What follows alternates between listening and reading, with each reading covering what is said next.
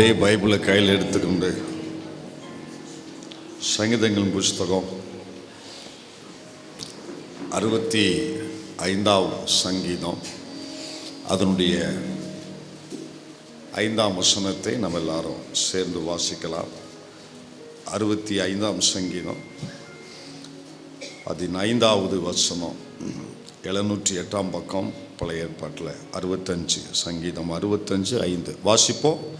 பூமியின் கடையாந்தரங்களிலும் தூரமான சமுத்திரங்களிலும் உள்ளவர்கள் எல்லாரும் நம்பிக்கையாயிருக்கிற எங்கள் ரட்சிப்பின் தேவனே, நீர் பயங்கரமான காரியங்களை செய்கிறதுனால் எங்களுக்கு நீதியுள்ள உத்தரவு அருளுகிறீர்.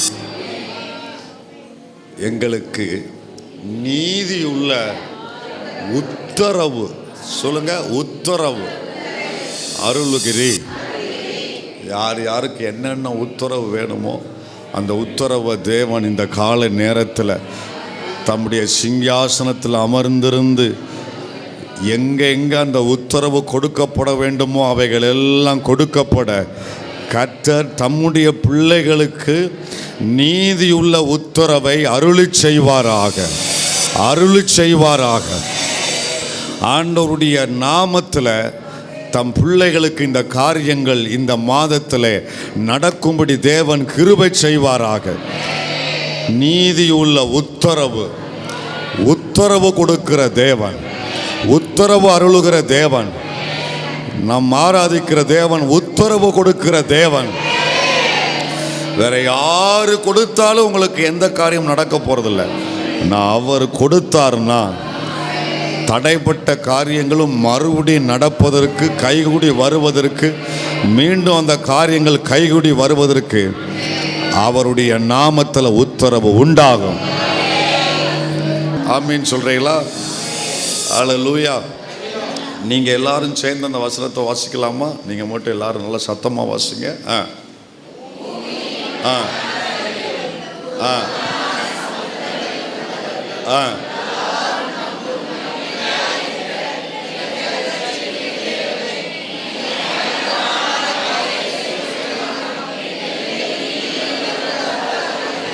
அல்லேலூயா. அவர் சிங்காசனத்தில் இருக்கிறதுனால தான் உத்தரவு போட முடியுது. அவரால் மட்டும்தான் அந்த உத்தரவு போட முடியும். ஏன்னா அவர் எங்கே இருக்கிறாரு?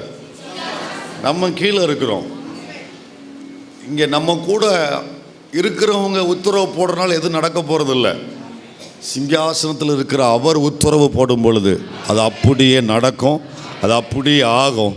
இந்த மாதத்தில் யார் யாருக்கு என்னென்ன உத்தரவு வேண்டுமோ அப்படிப்பட்ட உத்தரவுகள் பிறப்பிக்கத்தக்கதாக கர்த்தர் தம் பிள்ளைகளுக்காக எங்கெங்கே செயல்படணுமோ ஆங்காங்கே தேவன் செயல்பட்டு வரவேண்டிய உத்தரவுகள் வரத்தக்கதாக கர்த்தர் தம் பிள்ளைகளுக்காய் கிரியை செய்வாராக.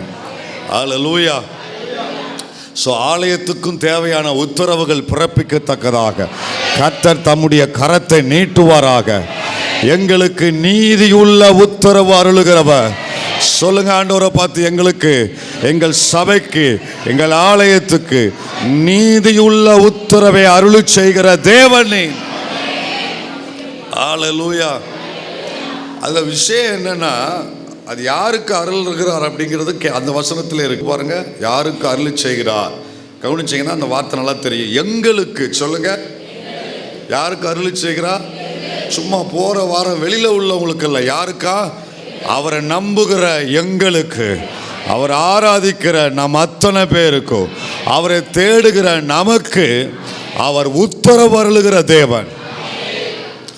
அதை இன்னொரு மொழிபெயர்ப்பில் அழகாக கொடுத்துருக்குறாங்க. அதை இன்னைக்கு தியானிக்கும் போது அந்த மொழிபெயர்ப்பில், தேவனே நீர் எங்களை காப்பாற்றும். வேற ஒரு மொழிபெயர்ப்பு, நல்லோர் உம்மிடத்தில் ஜெபம் செய்வார்கள், நீர் அவர்கள் ஜெபத்திற்கு பதிலளிப்பீர், அவர்களுக்கு பல அதிசயமான காரியங்களை செய்வீர். அந்த வார்த்தை என்ன போட்டிருக்குன்னா, கவனிங்க, உலகத்தின் பல பாகங்களில் வாழ்வோர் உம்மை நம்புவார்கள், நீர் அவர்கள் ஜெபத்திற்கு பதில் அளிப்பீர். இங்க எப்படி போட்டிருக்கு? உத்தரவு அருளுகிறீர், பிரசன்டென்ஸ். ஆனால் அங்கே என்ன போட்டிருக்கு? நீர் அவர்களுக்கு பதில் அளிப்பீர், ஃபியூச்சர். ஸோ இது வந்து முரண்பாடுலாம் கிடையாது. ஸோ இந்த மொழிபெயர்ப்பில் அருளுகிறீர் பிரசன்டென்ஸ்லேயும், வேற ஒரு மொழிபெயர்ப்பில் அருளுவார், அதாவது பதில் அளிப்பீர் ஃபியூச்சரில் எதிர்காலத்திலே கொடுத்துருப்பறனால இதில் ஒரு முரண்பாடு இல்லை. இதில் கர்த்தர் நமக்கு ஒன்றும் விளக்குகிறார். என்ன தெரியுமா? நம்முடைய தேவன் முக்காலத்திலும் நமக்கு பதில் கொடுக்கிறவர். கடந்த காலத்தில் எத்தனையோ விதங்களில் நமக்கு பதில் கொடுத்த சாட்சி நமக்கு உண்டு. ஸோ நிகழ்காலத்திலும் நமக்கு உத்தரவு கொடுக்கிற அந்த அனுபவங்களை தேவன் நமக்கு கொடுப்பார். எதிர்காலத்திலும் தேவையான உத்தரவை தேவன் நமக்கு பிறப்பிக்கிறவர். யார் யாருக்கு நிகழ்காலத்தில் தேவையோ அவர்களுக்கு நிகழ்காலத்திலையும், யாருக்கு நாளைக்கு அல்லது அடுத்த வாரத்தில் அல்லது அடுத்த மாதத்தில் தேவையோ அவர்களுக்கு எதிர்காலத்திலையும் இந்த உத்தரவை பிறப்பிக்கிற நல்ல தேவன். கை வைத்து கர்த்தரை துதிக்கலாமா? ஹல்லேலூயா. கவனிங்க, 4ஆம் வசனத்தில் தான் இன்னும் தெளிவாக இருக்குது. அது யாருக்கு செய்கிறாருன்னா, இன்னும் நம்ம உரிமையாக கேட்கக்கூடிய ஒரு வார்த்தை உண்டு.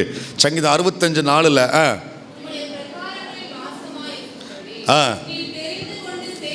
2 வார்த்தை, நீ தெரிந்து கொண்டு சேர்த்து கொள்ளுகிறவன். அப்போ யாருக்கு இந்த உத்தரவை கர்த்தர் கொடுக்கிறார்? நம்முடைய தேவன் உத்தரவு அருளி செய்கிற தேவன். அறிக்கையிடுவோமா? உத்தரவை அருளி செய்கிற. இன்னும் ஒரே ஒரு முறை, உத்தரவு. ஸ்கூலில் தேவைன்னா ஸ்கூலில் அந்த உத்தரவை தேவன் உங்களுக்கு கொடுக்க வல்லவர். கல்லூரியில் அந்த உத்தரவு தேவைன்னா அந்த கல்லூரியில் உத்தரவு கொடுக்க தேவன் வல்லவர். அல்லது நீங்கள் எல்லாம் முடிச்சுட்டீங்க, ஒரு ஜாப்புக்காக வெயிட் பண்ணுறீங்கன்னா ஏதோ ஒரு கம்பெனிலேயோ அல்லது கவர்மெண்ட்லேயோ உத்தரவு தேவையானவர்களுக்கு அந்த உத்தரவை தேவன் பிறப்பிக்கிறவர். அல்லது ஏதோ ஒரு லோனுக்காக, யாருக்காக, அல்லது ஒரு கம்பெனிக்காக, ஒரு இன்சூரன்ஸுக்காக, அல்லது ஒரு லோனுக்காக, பேங்க்காக ஏதோ ஒரு மனிதர்களை எதிர்பார்த்து காத்திருப்பீங்கன்னா அவர்களை எதிர்பார்த்து நடக்காத காரியம் தேவனிடத்தில் வந்து அமர்ந்ததுனால அந்த உத்தரவை தேவன் பிறப்பிக்க வல்லவர். யாருக்கு எங்கே யாரிடத்தில் எப்போ அந்த ஆர்டர் தேவையோ, அந்த உத்தரவு தேவையோ அதை தேவன் தம் பிள்ளைகளுக்கு செய்கிறார். அதற்கு தான் ஆண்டவர் சொல்றாரு, யாருக்கு நான் நீ தெரிந்து கொண்டு சேர்த்து கொள்ளுகிறவன். யாரா? தெரிந்து கொள்ளப்பட்டவங்க. 2வது சேர்த்து கொள்ளப்பட்டவங்க. இயேசுவை இரட்சகராக ஏற்றுக்கொண்டு பாவத்திலிருந்து மீட்கப்பட்டு இரத்தத்தினால் கழுவப்பட்டவங்க மட்டும் ஒரு ஆமேன் சொல்லுங்க பார்க்கலாம். அத்தனை பேரும் தெரிந்து கொள்ளப்பட்டவங்க. அவர்கள் கர்த்தருக்குள் வளருவதற்கும் வருகைக்கு ஆயத்தப்படுவதற்கும் சபையில் சேர்க்கப்பட்டவங்க ஒரு ஆமேன் சொல்லுங்க பார்க்கலாம். அவர்கள் சேர்த்து கொள்ளப்பட்டவங்க. இயேசுவை ஏற்றுக்கொண்டவங்க தெரிந்து கொள்ளப்பட்டவங்க. சபைக்குள் வந்தவங்க சேர்க்கப்பட்டவங்க. ஸோ இயேசுவை ஏற்றுக்கொண்டு தெரிந்து கொள்ளப்பட்டதனால் இயேசுவை ஏற்றுக்கொண்டு சபைக்குள் சேர்த்து கொள்ளப்பட்ட இந்த ஜனம் கூப்பிடுகிறாங்களே, அந்த கூப்பிடுதலுக்கு இந்த தெய்வம் உத்தரவு கொடுக்கிறாரு. அல்லேலூயா. அவர் இரத்தத்தினால் மீட்கப்பட்டவங்க யாரெல்லாம் கூப்பிடுகிறார்களோ அவர்களுக்கு தேவன் உத்தரவு அருளி செய்கிறார். இதே அர்த்தமுடைய வேற ஒரு வார்த்தை பயன்படுத்தப்பட்ட வேற ஒரு சம்பவம் வேதத்தில் உண்டு. 1 சாமுவேல் 7வது அதிகாரம் சில வசனங்களை வாசிக்க போகிறோம். இதே அர்த்தமுடைய உத்தரவு கொடுக்கிற தேவன் அதை எப்படி கொடுக்கிறார், அதுக்கு வேற ஒரு வார்த்தை அங்கே பயன்படுத்தப்பட்டிருக்கு. 5ஆம் வசனமும் 8ஆம் வசனமும் வாசிங்க.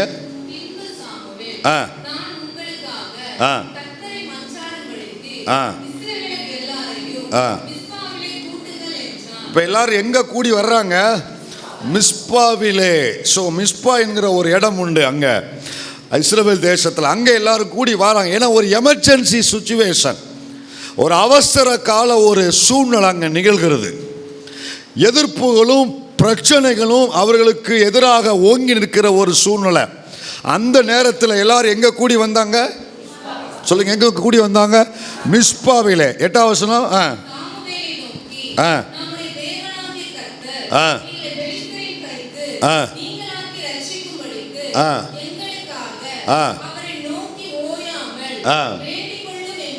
அவங்க எல்லாரும் ஒரு பயங்கர ஒரு இக்கட்டில் ஒரு ப்ரெஷரில் இருக்கிறாங்களா.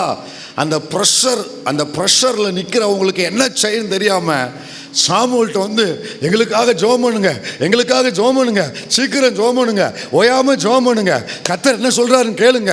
ஏன்னா சூழ்நிலை எமர்ஜென்சி. 9ஆம் வசனம். ஆ ஆ ஆ ஆ கவனிங்க. இப்போ இந்த இக்கட்டான சூழ்நிலையில் எல்லாரும் பதறிக்கிட்டு இருக்கிறாங்க.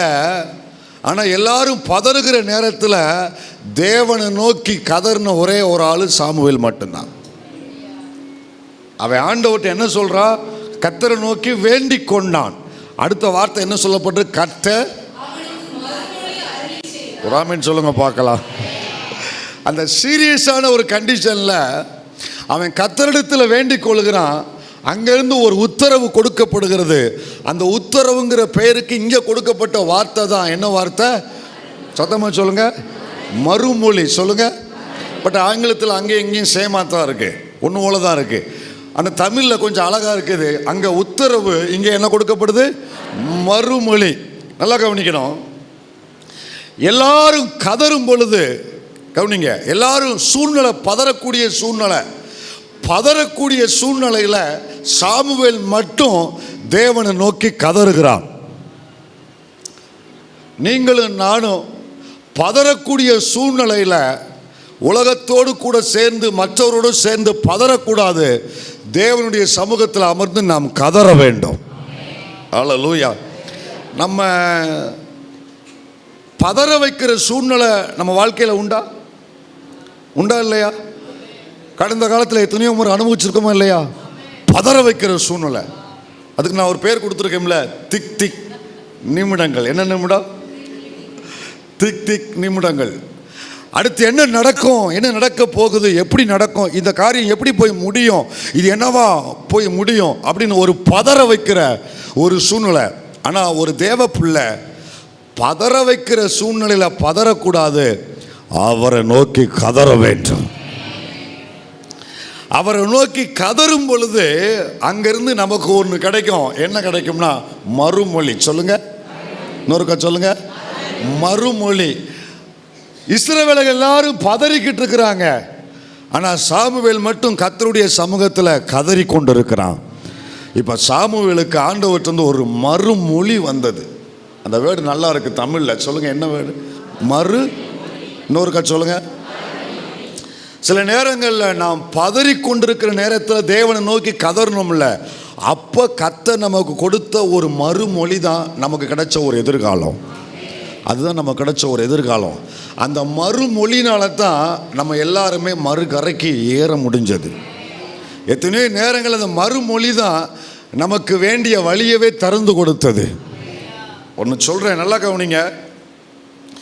எதுவுமே செய்ய முடியாத நேரத்தில், அடுத்து என்ன செய்யணுங்கிற தெரியாத நேரத்தில், இப்படிப்பட்ட பதற வைக்கிற சூழ்நிலையில் தேவனை நோக்கி கதறுகிற ஒரு மனிதனுக்கு தேவனிடத்திலிருந்து ஒரு மறுமொழி வரும். அந்த மறுமொழி நமக்கு வேற ஒரு வழியை திறந்து கொடுக்கும்.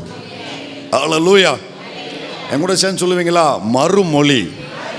தேவனிடத்திலிருந்து வருகிற மறுமொழி எனக்கு ஒரு புது வழியை திறந்து கொடுக்கும். இப்போ இந்த இடத்துல சூழ்நிலை எப்படி இருக்குன்னா, வேற வழியே தெரியல, வேற என்ன செய்யணும் தெரியல, அடுத்து செய்யறதுக்கு வேற வழி தெரியாத நேரத்தில் ஜெபிக்கிறாங்க. ஜெபிச்ச உடனே மறுமொழி கிடைக்கி. வழி தெரியாத நேரத்தில் மறுமொழி கிடைக்கி.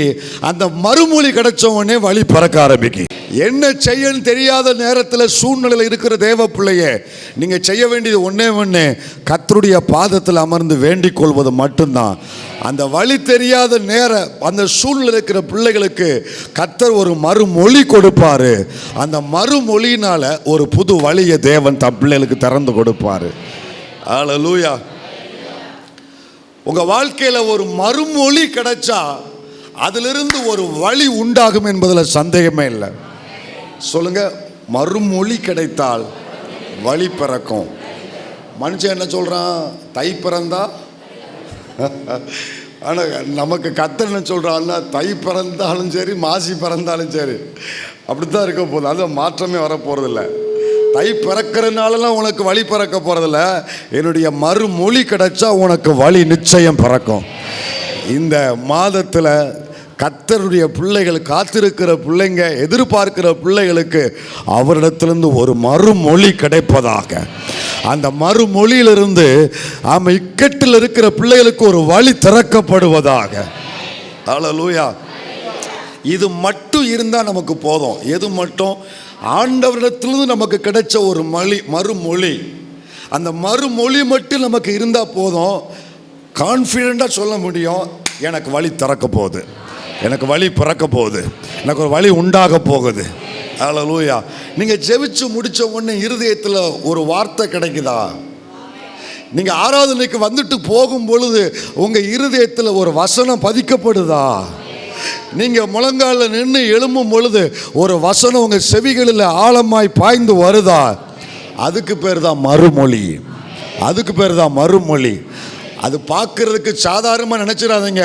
அதிலிருந்து தான் நீங்கள் பிரயாணப்படுவதற்கான வழி திறக்கப்பட போகிறது.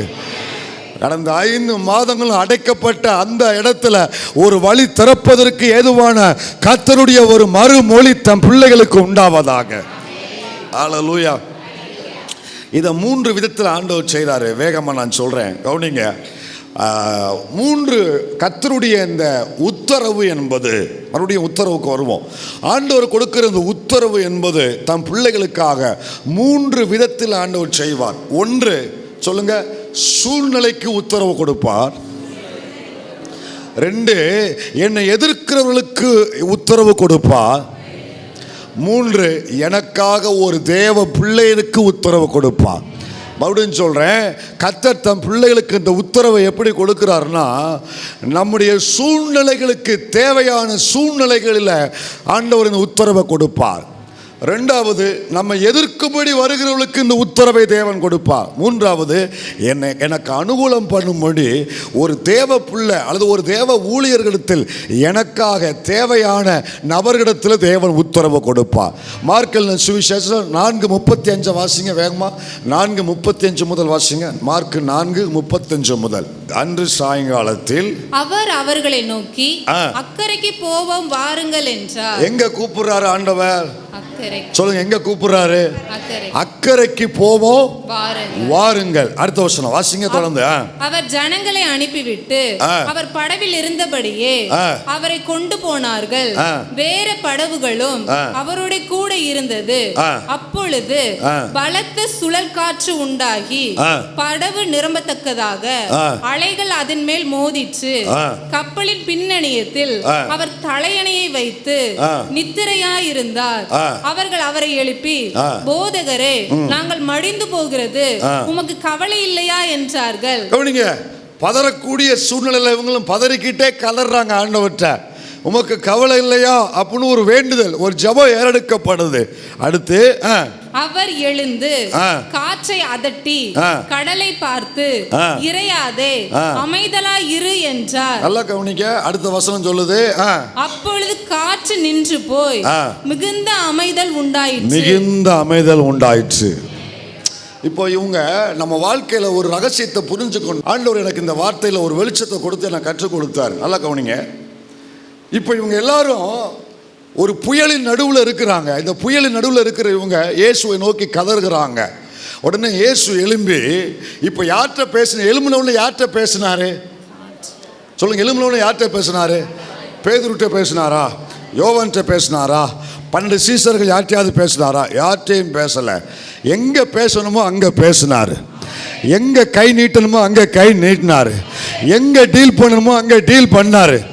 தேவ பிள்ளைகளே கவனிங்க. சில நேரத்தில் நான் ஜெபிச்சு முடித்த உடனே கர்த்தர் என்கிட்ட பேசாதது மாதிரி இருக்கும். இன்னும் ஒரு காரியத்தையும் சொல்கிறார் ஆண்டவர், நீ ஜெபிச்சு எழும்பி வரும் பொழுது இதற்கு முன்பதாக உன்கிட்ட நான் பல முறை பேசினது உண்டு. அதே முறை எல்லா நேரமும் நீ ஜெபிச்சு முடித்த உடனே உன்கிட்ட தான் பேசணுங்கிற அவசியம் இல்லை.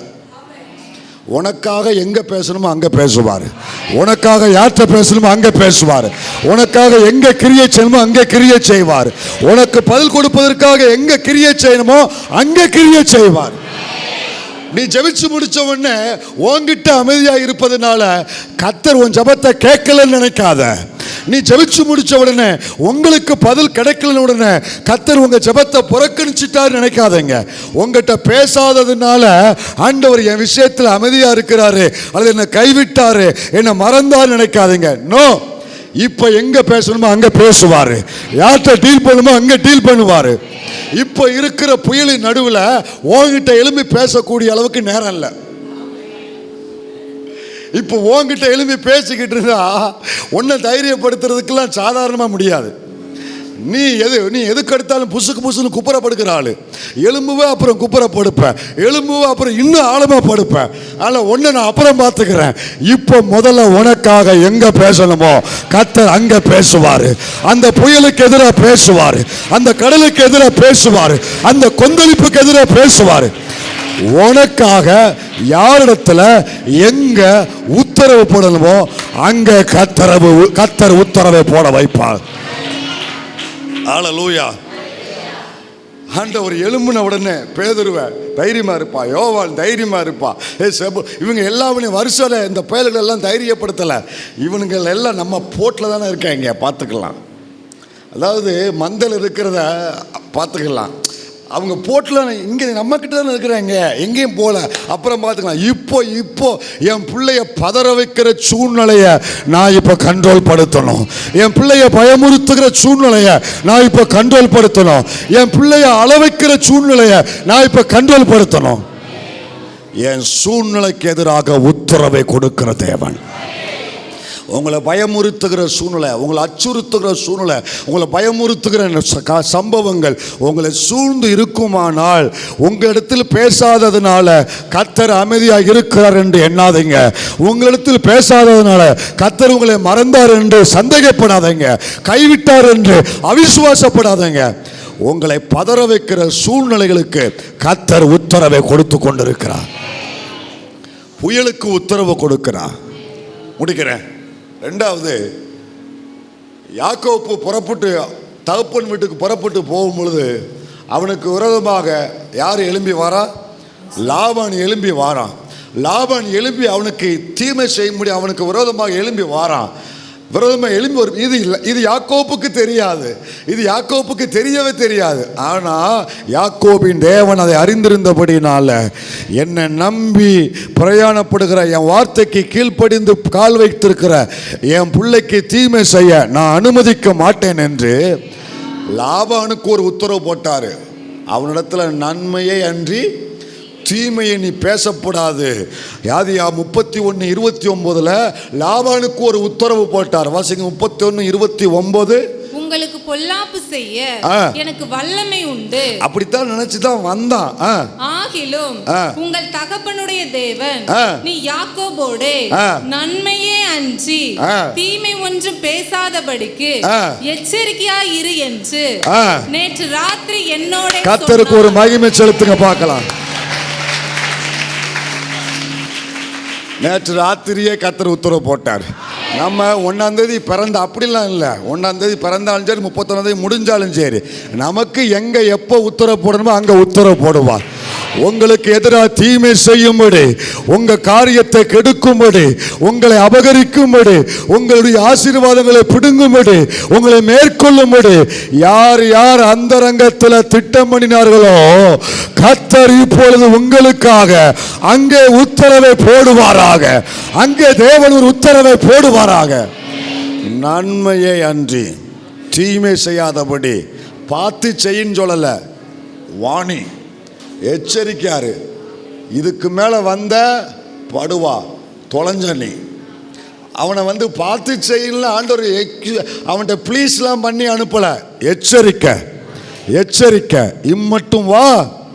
அந்த உத்தரவு உங்களுக்கு எதிராக எழும்புகிற எல்லைக்குள்ள இந்த காலை நேரத்தில் கடந்து போவதாக. இந்த வார்த்தையை கேட்கும் பொழுது அந்த உத்தரவு கடந்து போவதாக. மூன்றாவது, இஸ்ரவேல் ஜனங்கள் எகிப்தில் 430 வருஷமா பெருமூச்சு விட்டு பாடுகளில் உச்சத்தில் இருக்கிற அவங்க விடுதலைக்கு வழி இல்லையா என்று கதறி கொண்டு இருக்கிறாங்க. அவங்க பெருமூச்சு விட்டாங்கன்னு இருக்கு. அவங்க கூக்குரல் தேவனுடைய சந்நிதியில் போய் எட்டிட்டு இருக்கு. ஆனால் கர்த்தர் அவங்ககிட்ட இறங்கி உடனே பேசினாரா? அவங்க அங்கே எல்லாம் வேதனை அனுபவிச்சுட்டு இருக்கிறாங்க. அவங்க பெருமூச்சு எட்டுனாலும் அவங்ககிட்ட பேசலை, அவங்களுக்காக மோசைட்ட பேசுகிறாரு. அவங்களுக்காக வனாந்திரத்தில் மோசைட்ட பேசுகிறாரு. என் ஜனத்தினுடைய பெருமூச்சை கேட்டேன், அவங்களுக்காக நான் இறங்கினேன், அவங்களுக்காக அங்கே போய் கர்த்தர் பேசுகிறாரு. உங்களுக்காக ஒரு ஊழியரிடத்தில், உங்களுக்காக ஒரு தேவ பிள்ளையினிடத்தில், அல்லது உங்களுக்கு அனுகூலம் செய்கிற அவசியமான ஒரு நபரிடத்தில் கர்த்தர் உங்களுக்காக உத்தரவை தேவன் கொடுப்பாராக. சூழ்நிலைகளுக்கு எதிராகவும் விரோதமாக எழும்புகிற நபருக்கு எதிராகவும் அனுகூலம் தேவையான நபருக்கு அவருடைய இருதயத்திலையும் தேவன் இந்த மாதத்தில் முதல் நாளிலே நம்பிக்கையோடு காத்திருக்கிற பிள்ளைகளுக்கு உத்தரவை அருளி செய்கிற தேவன் இதை செய்யும்படி தேவன் நமக்கு கிருபை செய்வாராக. எத்தனை பேர் ஆமென் சொல்றீங்க? அல்லேலூயா. மறுபடியும் ஆண்டவர் நமக்கு நினைப்பூட்டுறாரு, வழியே இல்லைன்னு நினைக்காத, நான் கொடுக்குற மறுமொழியிலிருந்து உனக்கு ஒரு வழி பிறக்கும், ஒரு வழி பிறக்கும். எல்லாம் அடைக்கப்பட்டுச்சு ஆண்டவரே, என்ன செய்ய தெரிலையே, இதுக்கு மேலே முயற்சி எடுக்கிறதுக்கு எந்த வாய்ப்புமே இல்லை அப்படின்னு யாரோ சிலர் அமர்ந்திருக்கிறீங்க. எடுக்கலாம் வேண்டாம், அந்த மறுமொழி அது மட்டும் உங்களுக்கு கிடைச்சா போதும், அதிலிருந்து ஒரு வழி திறக்கும். இந்த வழியை யாரும் அடைக்க முடியாது, இந்த வழி யாரும் அடைக்க முடியாது. எத்தனை பேர் ஆமென் சொல்கிறீங்க? அந்த வார்த்தையை கடைசியாக வாசித்து முடிப்போமா? 65:5 மறுபடியும் எல்லாரும் வாசிப்போம், எல்லாரும் சேர்ந்து வாசிப்போம். 65:5 சங்கீதம் 65:5. பூமி கடையாந்தரங்களிலும் தூரமான சமுத்திரங்களும் உள்ளவர்கள் எல்லாரும் நம்போ எங்கள் நீர் எங்களுக்கு எங்களுக்கு எங்களுக்கு சூழ்நிலையில உத்தரவு கொடுப்பா, விரோதமான கூட்டத்துக்கு உத்தரவு கொடுப்பா, அனுகூலம் செய்ய வேண்டிய ஆட்களிடத்தில் உத்தரவு கொடுப்பா. ஆண்டவர் அதை இந்த ஜனத்துக்கு காண வைப்பாராக. அல்லேலூயா. எழும்பி நிற்போமா? எல்லாம் எழும்பி நின்று, ஆண்டவரே எனக்கு அவசியமான ஒரு காரியம் உண்டு, அந்த காரியத்தில் எனக்காக உத்தரவு கொடுக்க நீர் உண்மை உள்ளவர். எல்லாம் எழும்பி ஜெபம் பண்ணுவோம், வாய் திறந்து எல்லாம் கேளுங்க ஆண்டவர்கிட்ட. உங்கள் காரியத்தோடு இதை ஒப்பு கொடுத்து ஜெபம் பண்ணுங்க. ஏது உங்கள் பிள்ளைகளுக்கு அவசியமான உத்தரவு, உங்கள் குடும்பத்துக்கு தேவையான உத்தரவு, உங்கள் தொழிலுக்கு வேண்டிய உத்தரவு தேவன் அருளி செய்வாராக, கர்த்தர் அருளி செய்வாராக. நன்றி அப்பான்னு சொல்லுங்க பார்க்கலாம், வாய் திறந்து ஜெபிங்க பார்க்கலாம். அல்லேலூயா. உத்தரவு அருளி செய்கிற தேவன், உத்தரவு அருளி செய்கிற கர்த்தர். சூழ்நிலைகள், பயமுறுத்துகிற சூழ்நிலைகள், இறையாதே அமைதலா இரு, இறையாதே அமைதலா இரு, இறையாதே. அந்த அந்த வார்த்தையை கேட்டவுடனே புயல் ஓய்ந்தது, புயல் ஓய்ந்தது, மிகுந்த அமைதி உண்டானது, மிகுந்த அமைதி உண்டானது. லாபானிடத்தில் கர்த்தர் உத்தரவு கொடுத்த உடனே அவனுடைய இருதயம் அமர்ந்தது. எதிராக எழும்பக்கூடிய அந்த சிந்தனையை தேவன் அவனை விட்டு எடுத்து போட்டார். கர்த்தர் தம் பிள்ளைகளுக்கு அதை செய்வாராக. எல்லாம் ஊக்கமாக ஜெபம் பண்ணுங்க, வாய் திறந்து எல்லாம் சேர்ந்து ஜெபம் பண்ணுங்க. அனுகூலம் செய்யக்கூடிய ஒரு ஆட்கள், ஒரு ஊழியராக இருக்கலாம், அல்லது ஒரு விசுவாசியாக இருக்கலாம், அல்லது வேண்டிய ஒரு அதிகாரியாக இருக்கலாம், அனுகூலம் செய்ய வேண்டிய ஒரு நபரிடத்தில் கர்த்தர் அந்த உத்தரவை கொடுப்பாராக. தகப்பனே, நீர் எங்களுக்கு நீதி உள்ள உத்தரவு அருளி செய்கிற கர்த்தர், இந்த 6வது மாதத்தில் இந்த பிள்ளைங்க இதை அனுபவிக்கும்படி தேவன் கிருபை செய்யுங்க. உங்கள் பிள்ளைகளுடைய வாழ்க்கைக்கும் எதிர்காலத்துக்கும் தேவையான உத்தரவு எங்கிருந்து வர வேண்டுமோ அந்த உத்தரவு கொடுப்பதற்கு கர்த்தருடைய பிள்ளைகளுக்காக ஆண்டவர் கிரியை செய்வீராக. ஆசீர்வதியும். இந்த மாதத்தில் செய்கிற ஊழியங்கள், உடைய பிள்ளைகள் போகிற பிரயாணங்கள், கையிட்டு செய்கிற வேலைகள், பிரயாசங்கள் அத்தனையிலும் கர்த்தருடைய கரம் கூட இருப்பதாக. உடைய ஜனத்தை ஆசீர்வதி, மகிமைப்படும். இயேசுவின் நாமத்தில் பிதாவே, ஆம்.